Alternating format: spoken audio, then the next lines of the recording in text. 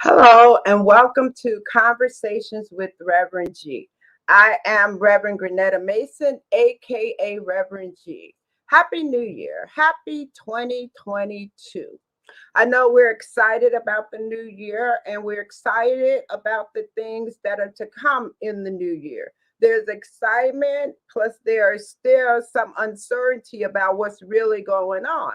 But I'd like to encourage us to stay in that place of expectation, in that place where we're expecting all of the best.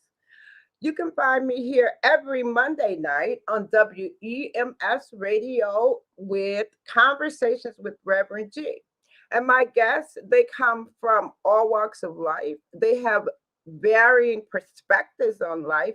And we have some really great conversations that we hope can support you. We hope that we can leave you with information that you can use in your life. We hope that we can leave you with some resources and some connections. And my goal is to support you in living your best life with joy, in grace, and ease. And one of the things that I think supports that for me is around spiritual practices. On the show, we talk about love, we talk about life, and we talk about spiritual practices and spirituality and spiritual practices from a practical point of view. How do they really support you in your everyday life? What's in your spiritual toolkit? What are those practices that you can go to when you need clarity, when you're sad, when you need just some inspiration? What practices work best for you? And our spiritual toolkits, they're personal because each one of us get to choose what works best for us at different times. So I'd like to encourage you to check out some of the practices that we share, try them out, and see what best works for you. And you can find me every day on Facebook as Reverend Grenetta Mason. I'm also on Instagram as Rev Grenetta, and I have a YouTube channel that you can subscribe to, Reverend Grenetta Mason. Tonight, I have a very, very special guest, and I'm excited to have her on the show, Tanja Mitchell. Tanja is an entrepreneur, and she also works in community development. And I'm excited to have her here to talk about what she's doing in the Memphis. She's from Memphis, one of my homegirl family members. We've been knowing her for a long, long time. So I'm excited to have her here to talk about what's going on in Memphis and what she's doing. Hey, Tanja. Hey, Reverend G. How are you today? I am awesome. How are you? I am wonderful. It's the new year, so I know we're looking forward to many great things. Introduce yourself, Tanja, and talk about a little bit about what you do. Okay. Well, you already know my name. My name is Tanja Mitchell, and currently I work for the Works Incorporated as the Director of Community Engagement. In this role, I'm responsible for innovating, leading, and managing the organization's volunteer and events programs. Mhm, Um, that's it in a nutshell. What I do, mhm, I also own Mitchell Consulting, mhm, and the purpose of Mitchell Consulting, I started that build business mhm, to help make Memphis neighborhoods more viable communities. I mhm, started doing this work. I live in Elliston Heights, as you knew. mhm, As a young adult, I saw some needs in the community, like better housing, mhm, safer neighborhoods. mhm, So, as a young adult, that's how I started doing the work that I do. I ended up working for the city in housing and community development. From mhm, there, I went to the Cooper Young neighborhood, which is one of the up and coming, one of the hot neighborhoods in Memphis. mhm, from there, I moved. Reverend G, have you heard of the movie The Blind Side? Yeah, with Sandra Bullock. No, I'm talking about the. No, I don't know what. The Blind Side. And Who's so in it that talks movie? about a football player. Yeah, that's the one. Look at me. You know what? I don't know nothing about too many movie stars and stuff. But I was like, after you said, I was like, isn't that Sandra? No, maybe it's not. It was the she adopted the black football Yes. player, the white. Which one of those So, white yes, girls? Right? he lived in Hurt Village. And Okay. so, through some government funding, Herd Village was one of the projects that was renovated. And Oh, so they named the neighborhood Uptown. oh, okay. And so I took a field trip. I was still living in South Memphis, still living in Ellison Heights. And I took a field trip to Uptown. And Mm-hmm. you have all these cute houses. I mean, just landscape pretty, tree Mm-hmm. lined streets. And I was like, oh, wow, one day I want to live there. And the Mm-hmm. person who was with me said, you can live here now. This is affordable housing. And I'm like, what? Really?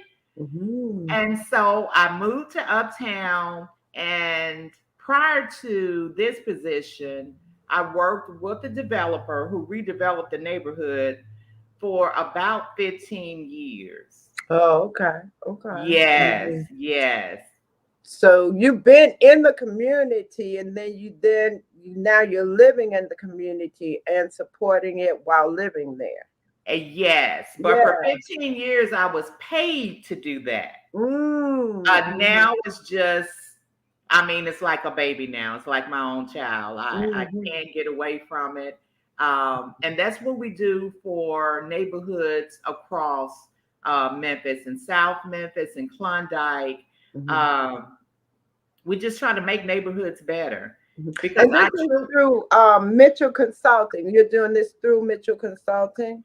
I'm doing it both ways. I have a Oh, okay. full-time job and I'm getting Mitchell Consulting up and running. Mm-hmm. Okay. So Okay. I have some contracts with the city Oh, and okay. some developers in Memphis. Hmm. Yeah, that's really interesting because when I think about Memphis, I grew up in South Memphis. Y'all grew up over there by Hamilton, Ellison Heights. It was different from where we grew up.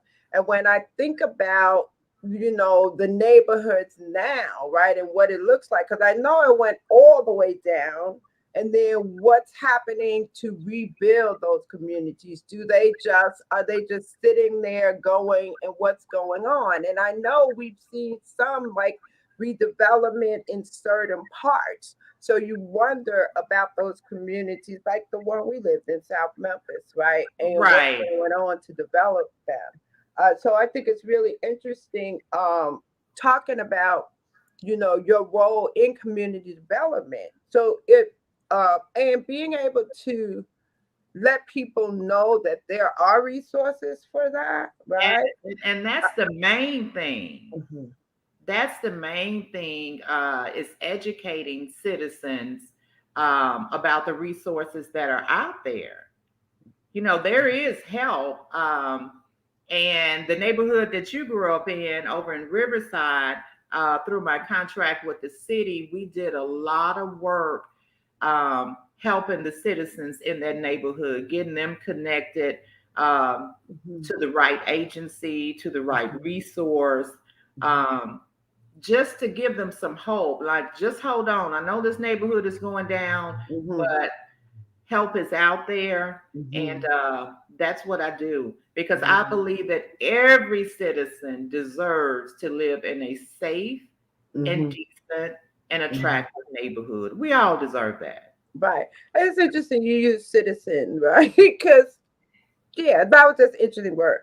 I think about my uncle who bought a lot of property over in that neighborhood, as I thought he was really smart because as it was declining over time, he seemed to have accumulated a lot of different properties over there. So it's interesting as I look at that to see the impact of community development in, that area and where my grandmother lives. So, um, Right.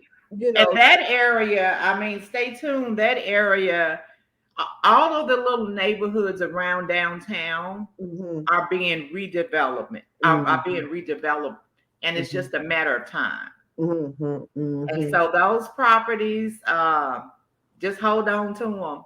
Right. And what would you, so what's interesting when you say that is because people looking to do investments won't necessarily go to look at that as an investment, right? Because I always look at too, well, how would you direct people and encourage them to do that? Because I think about when I first moved to Harlem, it was Harlem, and now Right. 20 years later, it's so different. And I was encouraging people to move to those places that are great, but you can see it coming, right? Right. And being able to invest in those properties as you see it coming, Right. and and I also agree with you too. It's about the information that we share because there are programs to support people in getting the property and the housing, but you got to get in on it now if You possible. got to get in on it now. And a prime example, when I moved over here in Uptown, I tried to tell people, I'm like, y'all start buy that little raggedy house, Mhm, buy it, hold on to it. This mhm, neighborhood is turning around. My property where I live now, I paid mhm, $120,000 for my home. mhm, It's just about double now. mhm, mhm, And mhm, so the same people that I told, come on, buy over here, they mhm. didn't have the vision. No, that's still the hood. Right, right, right. No, you Mhm, know, I'm mhm, like, okay. And those mhm, same people are calling me now. Tanja, can you help me get over here? mhm. No, Not now. Right, now it's too right, late. You should have right. bought when I told you to buy 10 years ago. Mhm. And it's good too how you can support because you have an eye for that. If you're out and about in the community and all the different, I know you're on a lot of community boards, and so being the eyes and the ears out there, right? Right, Really could allow you to say, "Oh, well, take this neighborhood over here. What I'm seeing, it may not look great right now, but I'm seeing something come along, right?" right, And have people follow that. I think that's the idea, right? Is to have right, people really understand and educate them enough to understand that, right. we talk about educate enough right now. I know with COVID and all that, there's just so much going on. What have you seen been some of the impacts from pre-COVID till now? And COVID still, I'm saying it's still no I pre. know I can't keep up with the variants. Um, it has impacted the way that I interact with the community because, we have volunteer events, we have yoga. What I do is Mm, introduce low income neighborhoods to activities and programming that go on in your higher class neighborhoods. For example, we mm, have yoga, Tai Chi. mhm, We work closely with the seniors, and through those avenues, I'm able to touch someone, to help someone, to mm, educate someone. mhm, But with COVID, we haven't been able to do anything. mhm, mhm, Um, when COVID first started, we served a lot of seniors in South Memphis and in Westwood. And mhm, that was during the time everyone was isolated. So just going to that senior's door, ringing the doorbell with fresh produce mm, and masks and sanitizers. And, that's the only human contact that a lot of the seniors had. mhm, So mhm, we were able to do that during COVID. And, we'll go a little bit, we'll start having events, we'll start interacting with our residents and families. And here's another variant. So right. it's Yeah. hard to plan. Mhm, It's Mm-hmm. so frustrating. Mm-hmm. One thing that COVID taught me Mm-hmm. was that I need human interaction.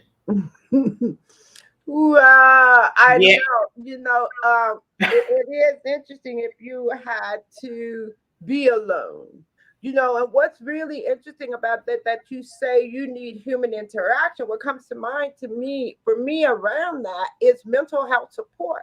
Because, right, right, human interaction has been so much a part of our lives, right? So much of right. what we do, it to immediately then have to cut that off and not have human interaction. And I mean, that has put a strain on all of us, right? Yes.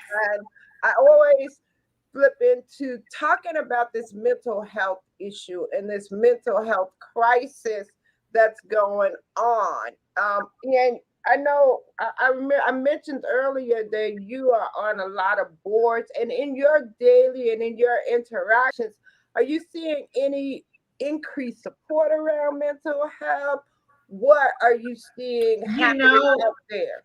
I'm not seeing enough, and I hope that the president, the stimulus packages, the PPP, yeah, all of that is nice and Mhm, good and mhm, needed.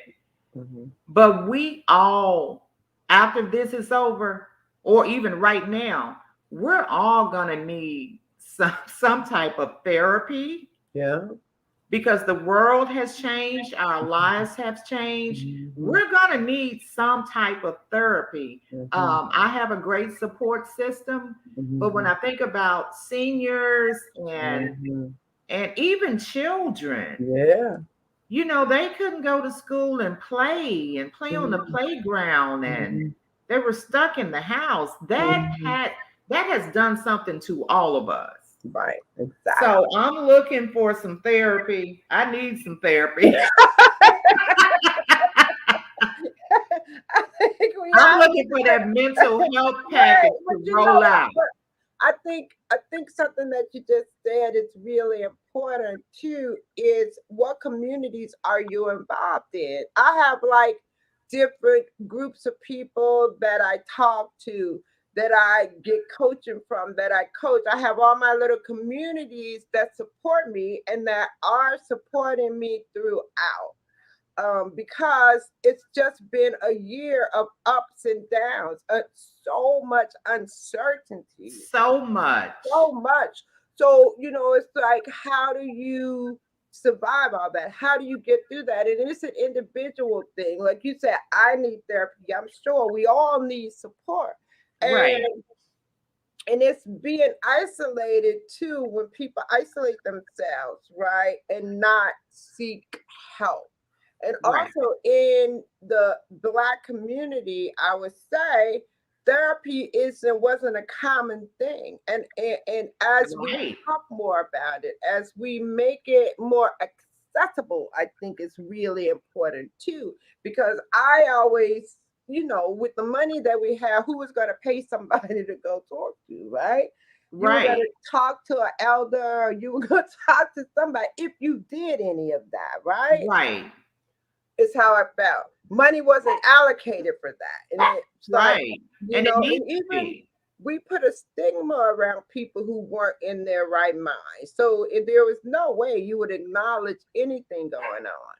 And I also see, like, as we know more about mental health and mental health problems, a lot of us had a lot of problems, right? Yeah. That could have been addressed and that we can still address now and support us in living our best life. That's what I'm about. How do we live in joy? Even as I was the saddest this year with losing my baby sister, but what did I had to find a way to keep going. I had to find practices that supported me in staying in joy. I have sad moments, but then I can also find great moments. So, Right. yeah, I think as time goes on, you still feel that, but you work with it kind of differently, and just Yes. acknowledging it and then moving on. And that's what I love about the spiritual practices that I have because they have really supported me. And I was doing a lot. I was always on the go. I stayed in this house so long, right? That Mm-hmm. I had to create just a new way. Like you were saying, things are changing. We need to learn something new. I wanted to say connection can be made like this. I'm having a great connection with you right now, Right. right? And so we in this moment, as much as we hated Zoom and all of that, we can embrace it for what it has provided us. Because I feel by seeing you, right, I'm with you and we're connecting, right? That's You right. know what I'm saying? We are. I'm looking at your green plan. I'm like, okay, she has a plan. I have a plan over Yeah. there. You know, there's some So yeah, commonality going on right, here. You right. know. So right, it's about that, So it is interesting during this time how we support ourselves. One thing you said earlier, I wanted to get back to. You say you supported the volunteer and events program at the Works. The Works, is that a nonprofit that's It's all a community everywhere? development Mi- corporation. Okay. Started off, we were based in South Memphis, but now we're doing some work in Klondike Mm-hmm. and in Frazier. So we're Okay. expanding as well. And we do a lot of programming. When you talked about Zoom Mm-hmm. and connecting people, and when we talked about our seniors, Mm-hmm. seniors aren't computer savvy. And so we just applied for and received a grant Mm-hmm. to do some digital skills training, Yeah. to help our elderly and Mm-hmm. low income families stay connected. Yeah, and when you said that, I was like, well, we need to get them trained. And I love the idea that you're creating ways because it's not going back, right? Right. And, seniors, I'm a senior. I connect with my baby on Zoom. I connected every day on FaceTime when I couldn't see my baby, right? Right. But I know what you're saying. We really have to spend some time getting them at least computer enough savvy to live their life. Because think about it, everything is online, every single Everything. thing. So I love the idea of creating programs, right? Right. Where we can bring them along. It just reminds me of I was around when we first started moving to laptops and we said, oh, everybody's got to learn. And I can remember my mother at an older age having to go take a computer training class, Yes. right? And but now it's just every single thing. So we're moving in that direction. Right. And Even their services. I mean, services that they need. No yeah. one's answering the phone anymore. No, exactly. It's like, oh, go online. And then if you get on the phone, you have to push 5 buttons and then you get lost. I'm frustrated by the phone. Okay. So Right. imagine a senior on the phone trying to push the right buttons and everything is automated. Right. So that's great. So you guys are putting programs together for that. That's something good for people to really know. What I love is, and I think we need more. What resources are there? What's available? How do we get the information out? People may not necessarily always seek it because they don't know. But Right. how do we make sure that our communities and our people know the information and the resources that are available to them? Right. So we just have to share. I mean, just through churches, Mhm, a lot of our families, go to church. mhm, Um, I believe it is the church's responsibility to share, in addition to sharing the word of God, mhm, share information that will help um, the people who attend your church. mhm, mhm, So mhm, churches, neighborhood organizations, mhm, community meetings, neighborhood watch. mhm, I mean, mhm. just any avenue that I could use to share information about resources, I do. Social media, Mhm. Mhm. post a grant. I ask people to share it, pick up the phone, call and tell someone. Mhm. There are repair programs in Mhm. Memphis, Habitat for Humanity, and they Mhm. probably have it there too, but they Mhm. have an aging in place program. Mhm. And that allows the senior to age gracefully where they are. They don't have to Mhm. be uprooted and Mhm. moved. So if Mhm. you needed a new roof, a new roof could take you out if you have Right. limited funds. Mhm. And so they do a lot of that roofing, new roofs, Mhm. air condition, heat, Mhm. ramps, flooring, but just Mhm. getting that information out.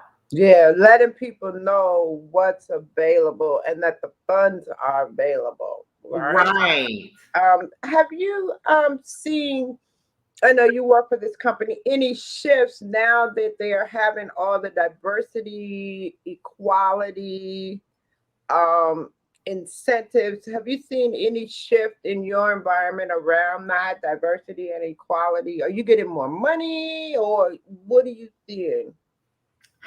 There's a lot of talk about that. Mm, Um, has the rubber met the road yet? I would love to say that I'm seeing a change, mm-hmm. but Reverend G, there's so much. I mean, there's Yeah. so Mm, much that mm, needs to be done. mm-hmm, We're so mm-hmm, far behind in a lot of mm, things. mm-hmm, Um, mm-hmm, I'm seeing a few changes, but not as much change as we need to see. mm-hmm, mm-hmm.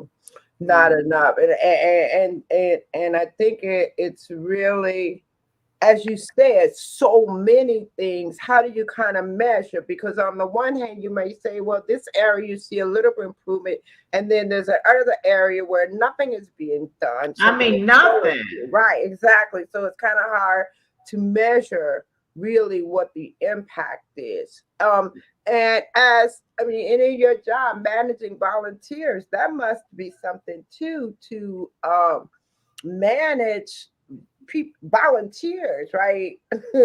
Right. How is that going for you, right?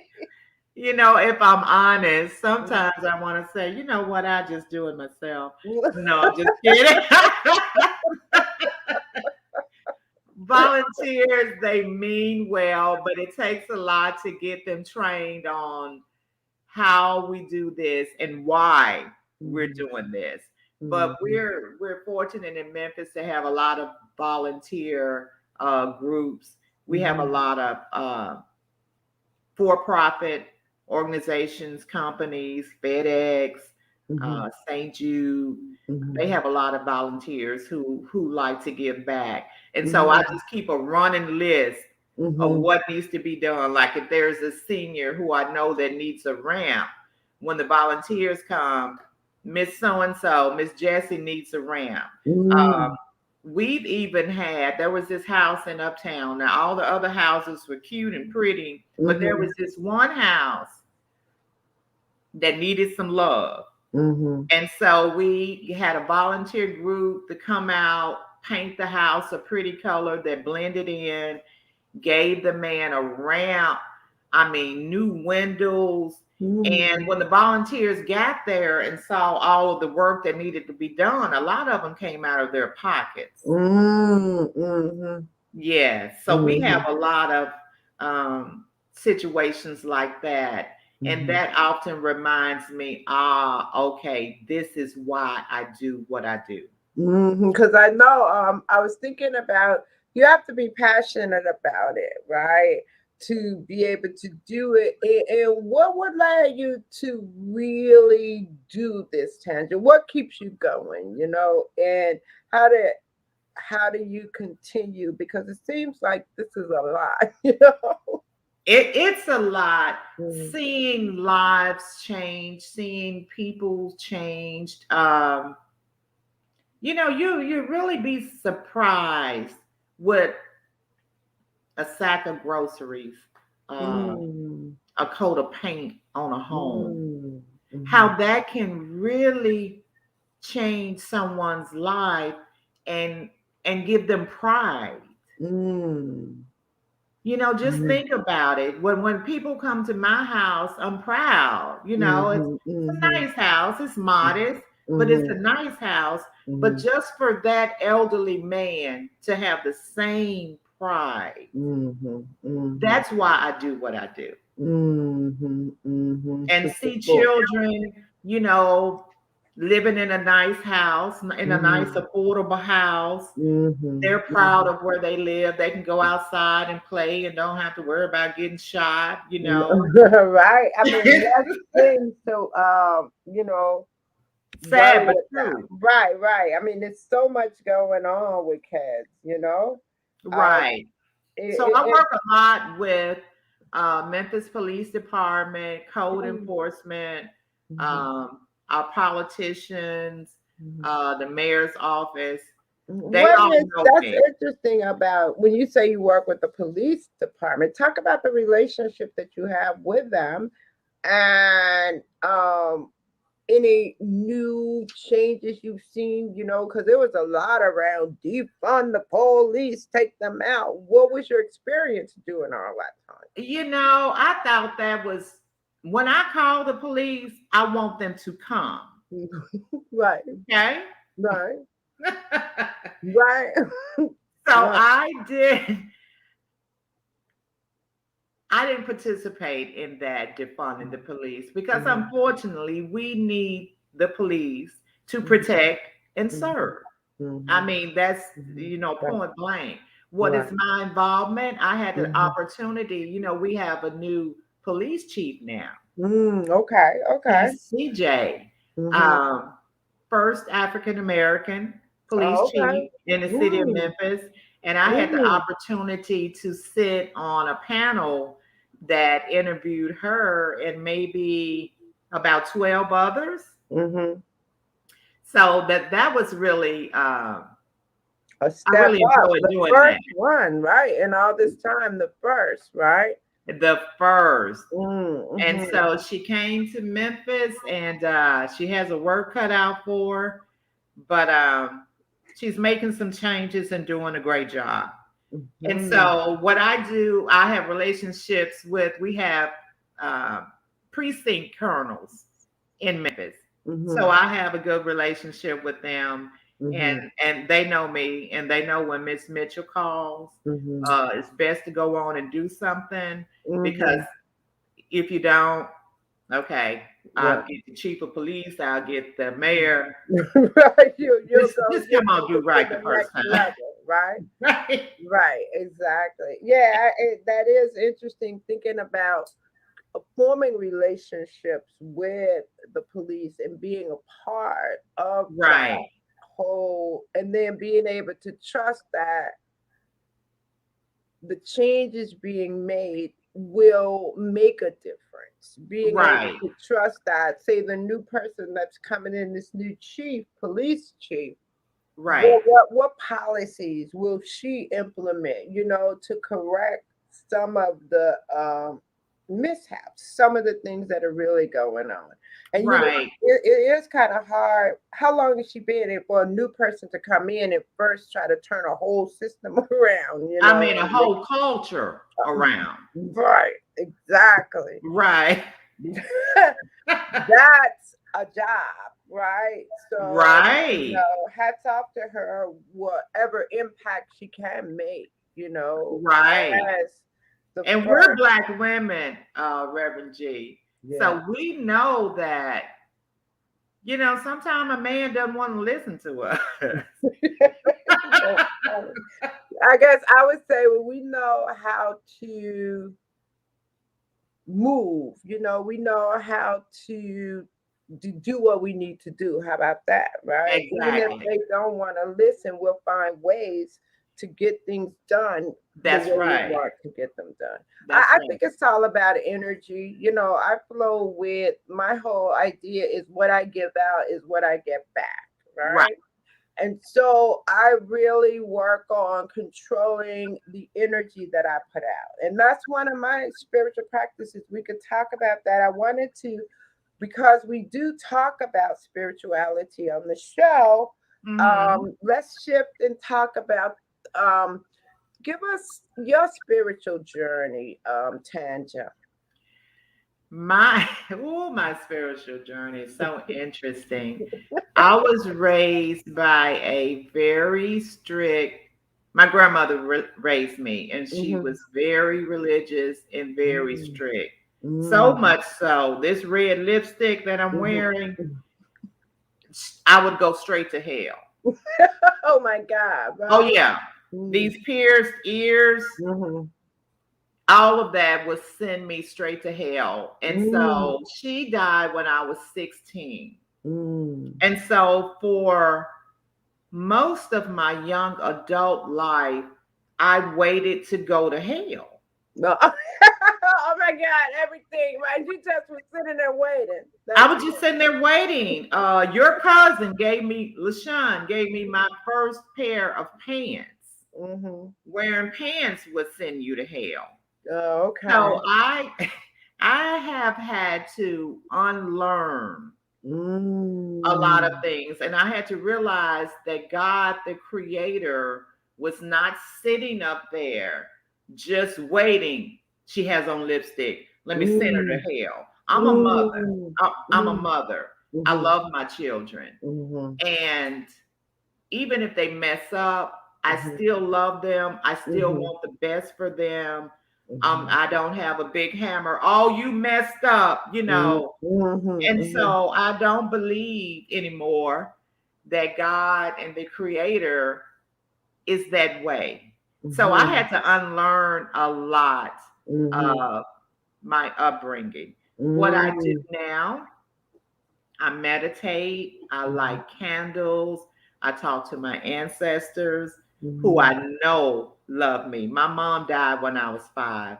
I Mhm. know my mom loved me. She's not here with me. And Mhm. so I communicate with her now. I light a candle and I Mhm. just talk to her like I'm talking to you. Mama, Mhm. you ain't gonna believe this. Can you believe so and so, so and so? And that Mhm. helps me. Mhm. Mhm. That helps me. I don't have Do a you long still way go to to heaven. church? You still are you go to church? Do you Well, participate? since What's the your experience of church? I think that's very interesting because at 16 when your grandmother died, did you just throw it all away and said the hell with church? Or because you're talking about unlearning some things. So I think about after 16, right? mhm. What kind of things happen and what are you doing to unlearn them? I love that because I love the idea of how we still carry so many things we have to unlearn, not just about spirituality, but just Right. about dealing with people, so many things, and then we need to replace them. So talk about at 16, what happened after that? Did you At 6, when I threw the church away at 24 because the okay. pastor at that time told me if I didn't get my life right, that I would not live as long as my mother lived. And my mother was 24 when she Mm, died. So from mm, 16 to 24, I was grieving. I was in the world, mhm, as some church people would say, mhm, wasn't going to church on a regular basis. And he told me that. So here again, at from 16 to 24, I'm waiting to die because the man mm, of God told me I mm. would die at the same age that my mother Wow, died. that's some trauma. That's some Baby, trauma. yeah, you talking about Yeah, needing some therapy. yeah, you need some time. You said I need some therapy. You are so funny, right? Girl, that's some trauma. And so it's interesting, to be able to acknowledge the trauma and still we're laughing about it, but really to unpack all that. And That's because right. with all of that trauma, it still manifests in your life in some ways unless you Right. unpack it and heal it and be okay with it. So that's Right. really interesting because I mean, from the beginning of your life, you're waiting to go to hell. Then the Right. second half, you waiting to die. Right. Now, what So at happened at 25, 25? Right? I mean, what at happened at 25, it was on and popping. What? So at 25, right? 25, I said, let's do this thing called life. And but now I will have to admit, I was mad at God for a long time. And it was until I was in my 40s that I realized God was with me all the time. But I was mad. How God, how can you say that you love me? You took my mama when I was 5. You took the parents, my grandparents away when I was 16 and 17, when I needed guidance the most. You took them. You took my favorite uncle who I was close to. You took my best friend. You can't tell me that you love me. There's no way you could love me. But you know, but yeah, it's like your my internet. 40s, I guess then you get it together.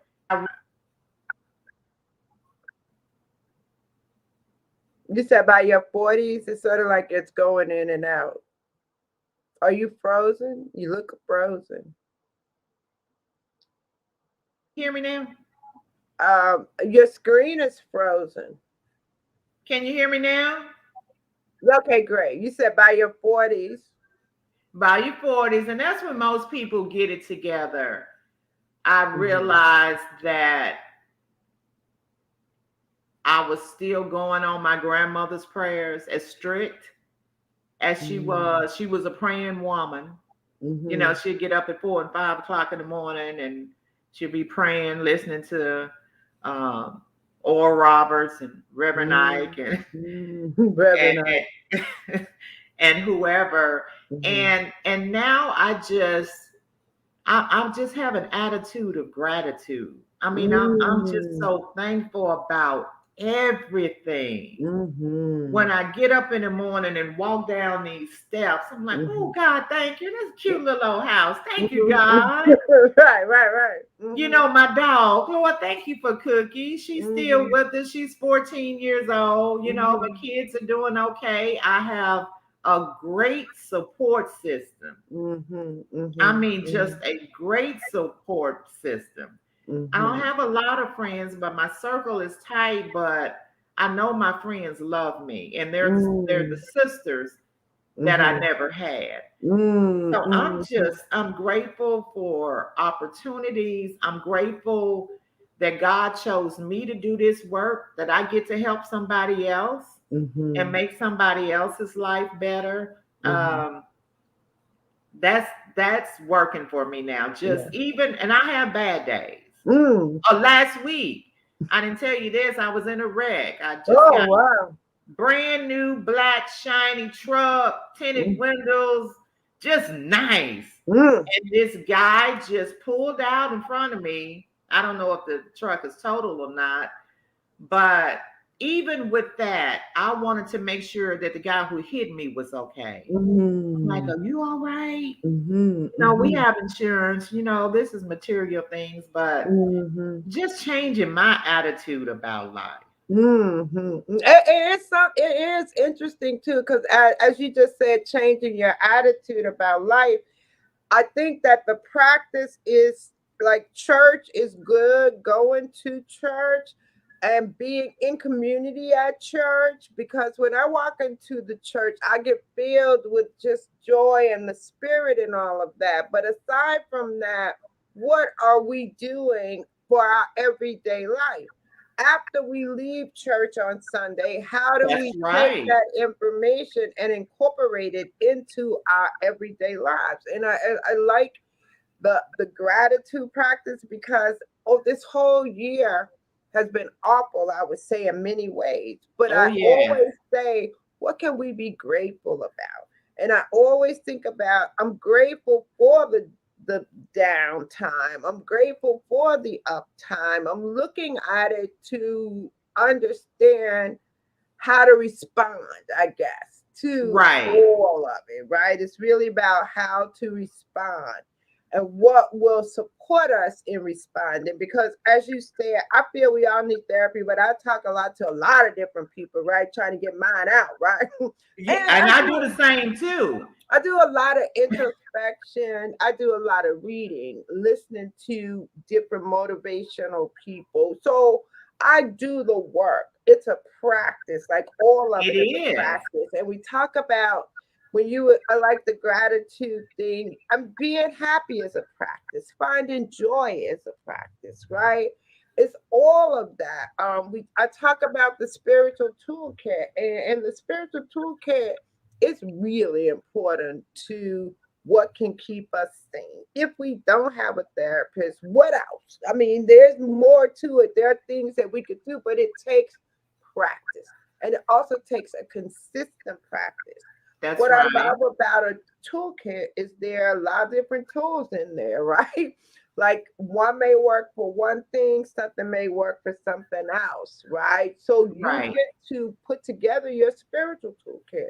What works for you? I know you have mentioned meditation, you mentioned gratitude. What would you say are your top practices, like your go to practices that support you? My go-to practice is prayer.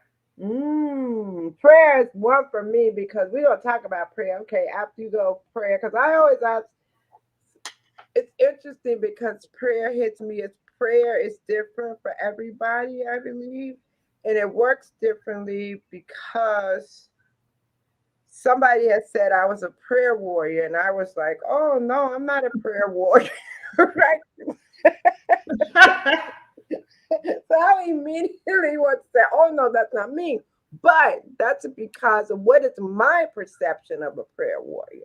If somebody just wanted me to pray and felt like I could pray for them, then to them I could be a prayer warrior. But if you said it to me, I was like, oh no, that's for those other ladies that they call prayer warriors. Right. So and prayer, I think I'm shifting it too because I remember when I was going through something and I was just like more like pleading, and then I was like, I don't want to plead. I want No. to write, and then I started. My friend Donna said, "Oh well." So when I started asking everybody, "What is praying?" Right, it kind of took out of how do you pray, started to shift it to praying affirmative prayer, That's right? right. Affirming what is as That's right. opposed to asking for something to happen. That there Right. was a distinction for me Right. uh, in what prayer was. So And it's I think setting that, intentions. You yes, know, yes, it's yes. it's setting intentions on what you want the outcome to be. Mm-hmm, mm-hmm, mm-hmm, And then having faith mm-hmm. that it will be done. And Exactly. so if you have faith that it will be done, that's when you start, God, I thank you. Mm-hmm, mm-hmm, That's where the mm-hmm, gratitude comes in. mm-hmm, And mm-hmm. so it's all of that. It's prayer, it's faith, it's gratitude. And sometimes, Reverend G, sometimes I just have to shut it down and Mm-hmm. start over the next day. Yeah, absolutely.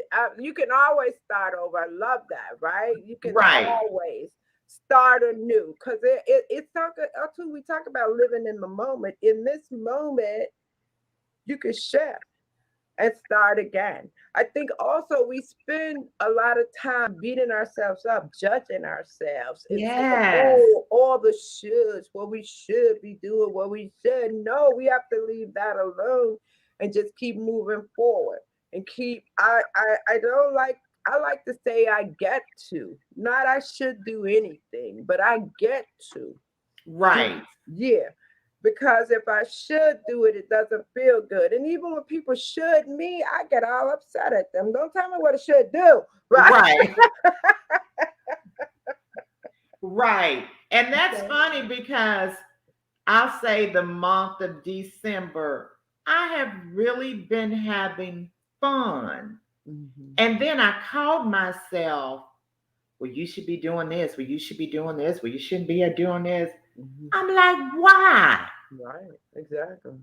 I'm And not that's hurting. you putting that on you, though, right? If Right, we get it, it's you putting it on yourself. It's not anybody inflicting anything on you. right. And so that's some more of that unpacking, unlearning. Hmm. Am I supposed to it be in a state of struggle or unhappiness? Is that norm?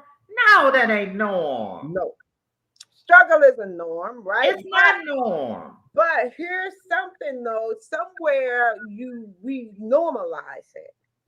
Somewhere we make it as though it is so. And I think that comes from the way we were raised. You gotta work Yes. hard, right? And then somebody's telling you to work hard, you hard working your whole life. No, I switched. Let's work smart. Who Let's wants to work work hard? smart, not Right, hard. they're hard. But if you have hardworking parents and you was hardworking, what are you gonna be? Hardworking, right? That's right. And so that's another thing to unlearn. That's one of those examples of how we live our lives, and we live them unconsciously, live them with all the shoulds, with all of the ways that we picked up from our people Right. to tell us how we should be or how we should live our lives. And then the Right. conflict because inside something's not right with that. And everything comes from inside out. And that's when we get into the conflict of really, right? Right. And it's that going in and being with yourself. And that's why I like meditation, because you really get to get in and be with yourself.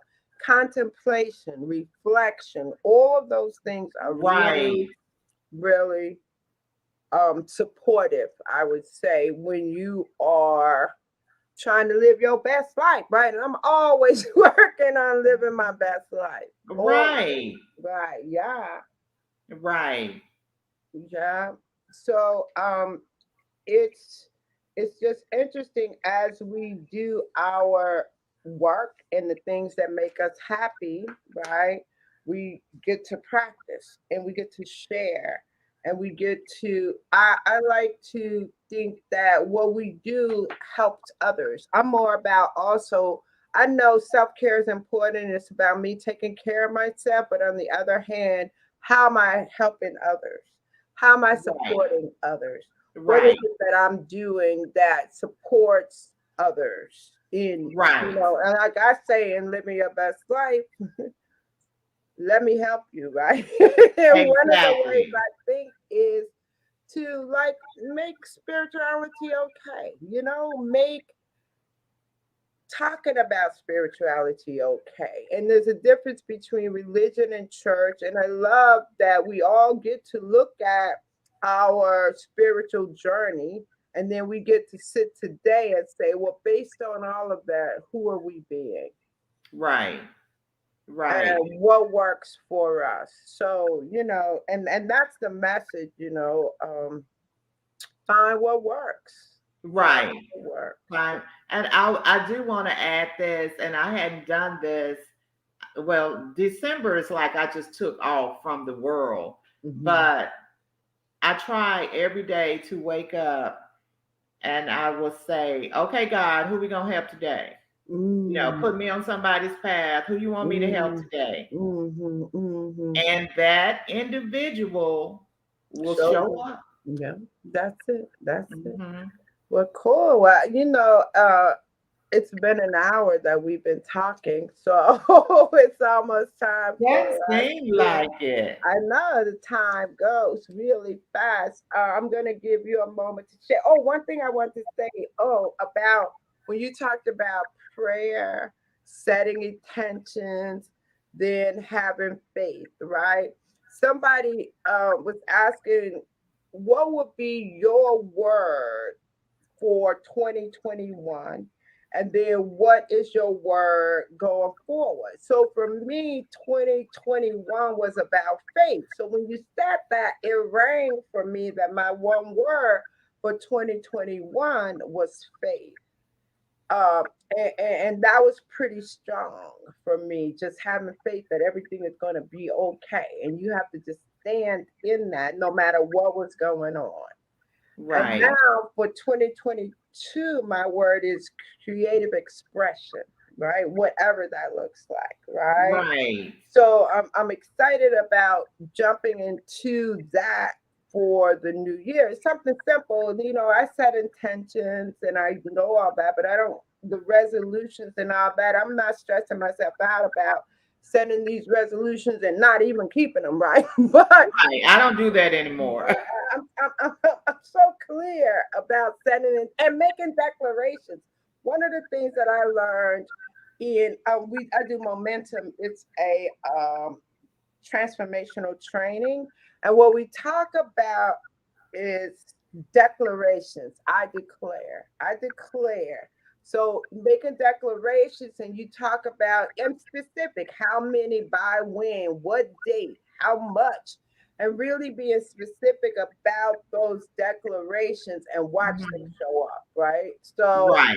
that's one of the practices I like to do is do some declarations, make sure I'm living intentionally, Right. everything that I do. So Right. yeah, With a purpose. Right. yeah. So let people know how to get in touch with you, best resources for them in the whole little Memphis area. Well, you can get in touch with me. I'm on Facebook, Tanja Mitchell. I'm on Instagram, Uptown Mem Girl. Mhm. Um, you want me to give my email address? Well, whatever ways so one of the things that we talked about is people getting and knowing about the resources, right? So if they get in touch with you, you'll be able to point them in the direction of Yes. resources. And Yes. you work for this company, The Works Incorporated, and they have a lot of support out there for people. Right. You And I know, also have Mitchell Consulting. mhm. And I want to think I'm connected to the right people who can help you. Yeah, of course. Yeah. That's good. Well, thank you so much for coming on the show and Thank you for sharing having your, me. yeah. And I'll definitely be in touch with you soon. Okay. All right. Take care. Thank you so much. Happy New Year. Happy New Year. Okay. Bye. Thank you for joining me on the first Monday of 2022. I am Reverend G, and I'm here every Monday night at 8 p.m. Eastern Standard Time. You can find me on Facebook on Monday nights live Facebook, WEMS app on YouTube. You can catch the show every Monday night. And every day I have inspirational quotes that you can find on Facebook as Reverend Grenetta Mason, on Instagram as Rev Grenetta, and you can subscribe to my YouTube channel. It's the new year 2022, so I would just like to say Happy New Year. And move forward this year with grace and ease and create the best spiritual toolkit that you can. Have a great evening, and I will see you again right here next week.